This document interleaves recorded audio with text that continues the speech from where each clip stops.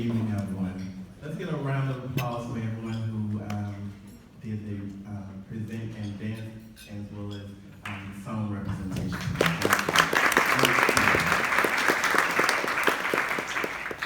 And thank you, Michael, for the wonderful introduction. So, when I first received this invitation to be the keynote speaker for this event, I was excited as well as nervous at the same time. While I enjoy speaking in front of people, I ask myself, who am I to speak about celebrating diversity? What experience do I have? And how can I truly impact your lives with what I have to say? While it took a week to ponder on this invitation, I continuously thought about what I would say. It wasn't until I was listening to one of my colleagues that I realized that I would accept this invitation that I would entitle "Why Me?" In the moment, we always feel like we are the only one that is experiencing life situations and circumstances. However, as you grow and as you learn, you will realize that every experience has meaning. As a young child attending a private school in which I was in a cohort where I was the only black student in the class. Shockingly, right? It is, and it was, still Mississippi. While this experience was challenging for me, this experience would change my life trajectory forever. One day during one of my classes, I had one of my classmates tell me that as a black man, I would not be anything, and I was only destined to be in jail or dead. Of course, my first thought during this experience was, why me?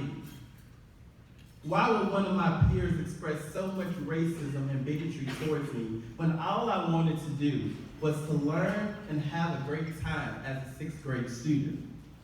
While this was my first blatant experience of explicit racism, it would not be my last. However, my young classmate ignited a fire in me that I would never let go out, because I would not let anyone determine my destiny, which led me to my first lesson, lesson 1. Don't let anyone write your story, because you are the author of your own story, and you have the capabilities to make it a great one.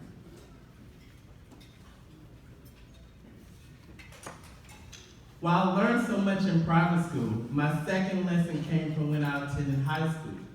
Instead of sending me to private school, my mother decided to send me to a predominantly black high school.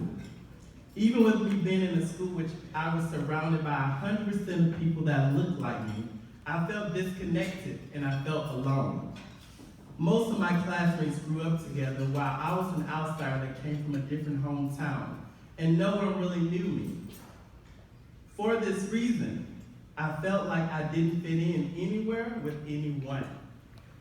And of course, I began to think, why me? Why didn't I fit in with any group? Lesson 2, don't be afraid that you don't fit in, because some people are made to stand out. Fast forward to my first career job. I worked as assistant project manager for a construction company in Mississippi. During my initial start in my career, I was given all outside work while my white colleagues did all the real assistant project manager work inside. As you can see me now, not much has changed in how I dress, which led me to how I became so upset with my situation. I was outside on a cold, nasty, windy day, surveying the area for the United States Federal Courthouse in Jackson, Mississippi, with my cashmere jacket. And my thoughts were, why me? This jacket was not made for outside work. Why did my manager not have me working inside in the warmth? While I felt like this experience was not fair, the experience did prepare me for what I would encounter in future roles. Lesson 3, don't let adversity keep you from following your purpose as well as your passion. So, back to current day and how I was inspired to speak today. Well, I was sitting in a room with my colleagues, and I was the only young, black, male leader in the room. Of course, I asked myself, why me? While I had separated myself in my mind by identifying myself as the only, I was in a room where I was nothing close to being the only. I was in a room with all brilliant people with educations and experiences similar and different from me. While I was thinking, I sat there thinking about how privileged I was to be in a room with such amazing people. When I think about the iceberg of diversity, I went most of my life labeling myself as the only based on what is above the surface, when I should have been looking at both above and below the surface. Lesson 4, don't let your perspective keep you from being able to embrace, learn, grow, and appreciate diverse people. While my level of thinking has evolved, all of my experiences taught me something. I've learned to never let anyone write my story. Be comfortable not fitting in, because sometimes you should be standing out. Stay focused on your purpose and your passion, even in the face of adversity.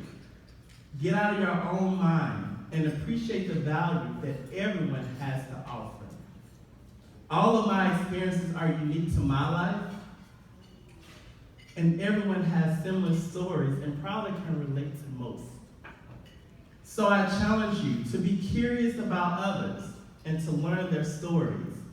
They can provide you a deeper understanding and a different perspective of the world that you might not have noticed before. So in the moment, when you feel like you are the only one experiencing life situations and circumstances, avoid asking why me. Instead, embrace your curiosity like a child who is open and willing to learn, and simply ask, why?